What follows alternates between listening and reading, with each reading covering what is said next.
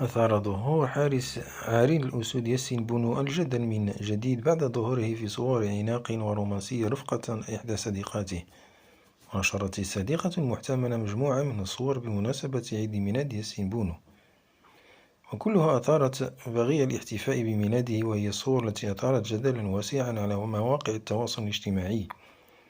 خاصة وأن الصور ظهر فيها وهي تعانق حامي عرين الأسود،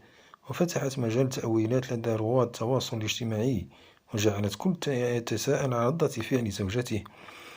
أن كان لا يزال على علاقة بها في ظل الحديث عن انفصاله عن زوجته المغربية إيمان. من جانب آخر، لا تزال مزاعم طلاق بونو وزوجته إيمان حديث الصفحات المهتمة بالمشاهير، كما أن حارس المنتخب المغربي لم يرد بشكل صريح عن خبر الانفصال، وهو نفس ردة فعل زوجته إيمان. هاري بالذكر أن ياسين خلق ضجة مؤخرا بعدما ظهرت في حضن المسماة عائشة عياش، وفي صور أكثر إثارة من صوره الجديدة، قبل أن تخرج الأخيرة بتصريح على حسابها بإحدى مواقع التواصل الاجتماعي لتؤكد أن الصور حقيقية وأن علاقة صداقته تربطه بنجم الأسود.